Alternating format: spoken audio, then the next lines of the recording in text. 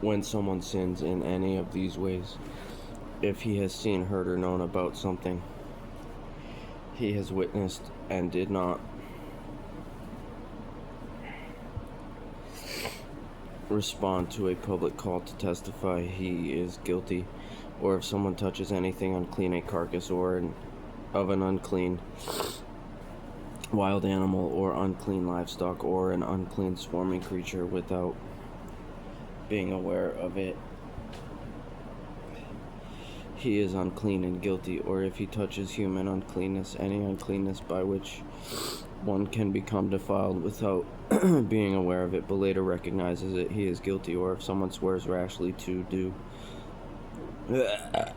what is good or evil concerning anything, a person may speak rashly in an oath without being aware of it, but later recognizes it, he incurs guilt in such an instance.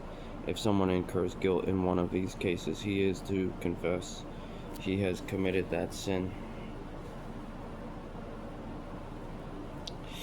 He must bring his restitution for the sin he has committed to the Lord, a female lamb or goat from the flock as a sin offering.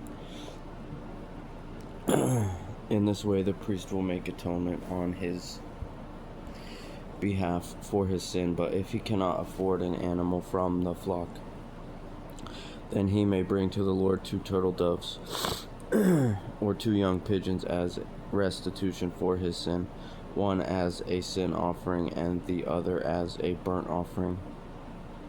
He is to bring them to the priest, who will first present the one for the sin offering. He must twist its head at the back of the neck without severing it. Then he will sprinkle some of the blood of the sin offering on the side of the altar, while the rest of the blood is to be drained out at the base of the altar. It is a sin offering. He must prepare the second bird as a burnt offering according to the regulation. In this way, the priest will make atonement on his behalf for the sin he has committed, and he will be forgiven. But if he cannot afford 2 turtle doves or 2 young pigeons, he may bring 2 quarts of fine flour as an offering for his sin. He must not put olive oil or frankincense on it, for it is a sin offering. He is to bring it to the priest, who will take a handful from it as its memorial portion and burn it on the altar along with the fire offerings to the Lord. It is a sin offering. In this way, the priest will make atonement on his behalf concerning the sin he has committed in any of these cases, and he will be forgiven. The rest will belong to the priest, like the grain offering.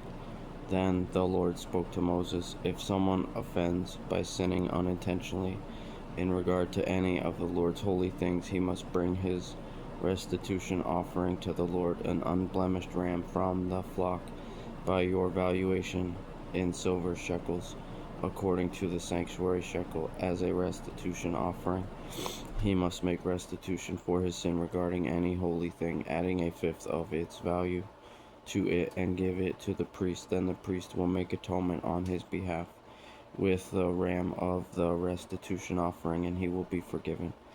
If someone sins and without knowing it violates any of the Lord's commands concerning anything prohibited, he bears the consequences of his guilt. He must bring an unblemished ram from the flock according to your valuation as a restitution offering to the priest. Then the priest will make atonement on his behalf for the error he has committed unintentionally, and he will be forgiven. It is a restitution offering. He is indeed guilty before the Lord.